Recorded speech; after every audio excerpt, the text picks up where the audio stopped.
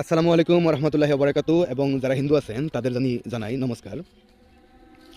তো এখন যেহেতু একটি বশীকরণ দিব, এটা পারাপক্ষে যারা মুসলমান আছেন তারা এখান থেকে বিরত থাকেন, যারা হিন্দু আছেন তারা এই বশীকরণটা করবেন, কেননা এই বশীকরণটা খাস করে হিন্দুদের বশীকরণ।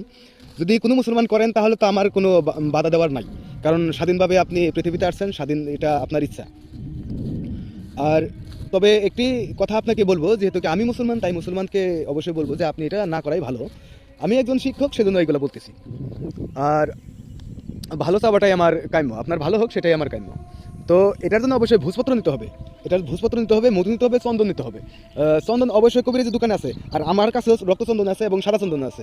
যদি চান তাহলে আমার কাছ থেকে পেয়ে যাবেন, আর যদি নিজে জোগাড় করতে পারেন তাহলে তো বেহতরিন হয়। আর যদি জোগাড় করতে না পারেন তাহলে আমাদের সাথে যোগাযোগ করে নেবেন 93659382 নাম্বারে, সহজে আপনার কাজ আমরা করে দিতে সক্ষম। তো এর জন্য যেটা করতে হবে সেটা হলো যে এই যে একটি তাবিজ, এখানে একটি তাবিজ দেখতে পাচ্ছেন, সুন্দর করে কিন্তু দেখা গিয়েছে আশা করি। খ লেখা আছে, বিসর্গ লেখা আছে, ওম লেখা আছে, এখানে দেখতে পাচ্ছেন সব কিছু। আর একটি গোল চিহ্ন আছে, সেখানে নাম লেখা আছে। এটা ভোজপত্রে লিখতে হবে। রক্তচন্দন, আর রক্তচন্দনের এই কলম বানিয়ে নেবেন, আর রক্তচন্দন ওইখানে জ্বালিয়ে নেবেন। জ্বালিয়ে নিয়ে রক্তচন্দনের কলম দিয়ে ভোজপত্রের উপর মধু দিয়ে আপনারা লিখে নেবেন।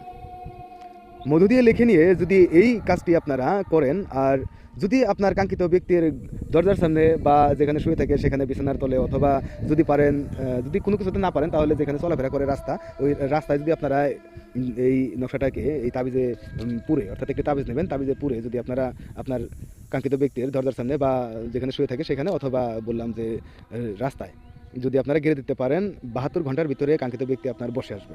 এটা পরীক্ষিত বশীকরণ, এটা জানি যে 72 ঘন্টার এই বশীকরণ হয়, তাই বলছি। আর আমাদের দ্বারা যদি করে দিতে চান তাহলে 93659382 নাম্বারে যোগাযোগ করবেন। আসসালামু আলাইকুম রহমতুল্লাহি বারাকাতু।